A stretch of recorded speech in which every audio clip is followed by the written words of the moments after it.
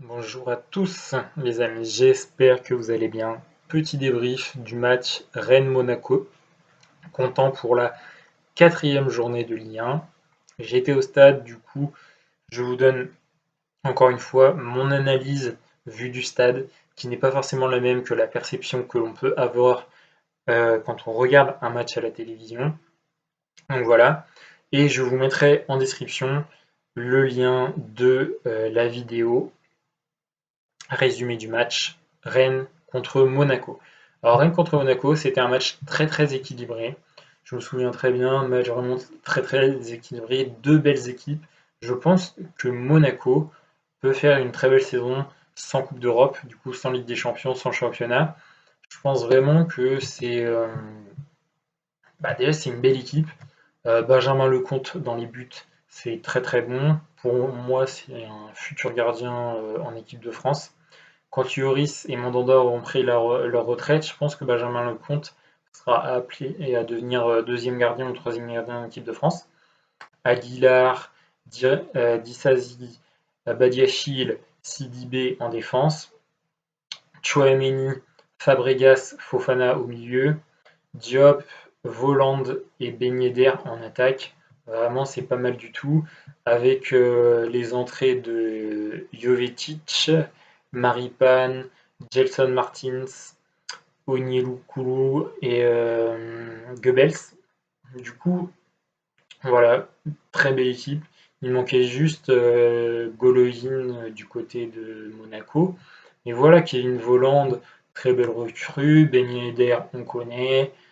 Fabregas, on connaît, Fofana, on connaît, Badiachil, on connaît, Aguilar, on connaît, Sidibé, on connaît, Lecomte, on connaît. Vraiment très très très belle équipe de Monaco qui a proposé un jeu séduisant et qui n'est pas venu à Rennes pour défendre. Et c'est ça qui est agréable, c'est quand une équipe vient à Rennes pour faire du jeu. C'était le cas pour Montpellier, c'était le cas pour Monaco. Mais en revanche, quand on voit Rennes après contre Reims, contre Dijon, contre Angers, qui sont des équipes en bloc bas regroupées derrière et contre qui il faut faire le jeu parce que tu as 70-75% de possession de balle, ben là, Rennes a plus de mal.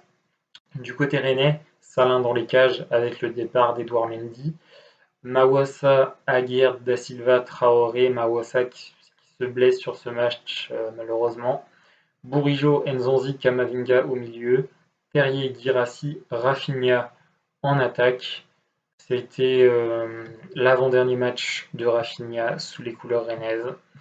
Et sur le banc sont rentrés Del Castillo à la place de Rafinha, Jonas Martin à la place de Bourigeaud, Flavien Tay à la place de Camavinga et Truffert à la place de Mawassa.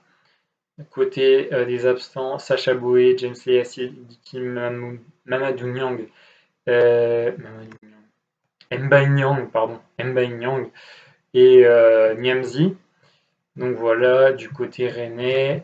Et vu du stade, vraiment très beau match, très équilibré. Ben Yedder qui ouvre le score à la 28e. Ben Yedder, vraiment parfait. Grave blessure de Fetou Mawassa qui va beaucoup manquer à Rennes à la 41e. Donc voilà, à la mi-temps, Monaco menait 1-0. Mais dans les intentions, c'était vraiment équilibré. Au final, on sera sur du 58% de possession de balle pour Rennes contre 42% de possession de balle pour Monaco.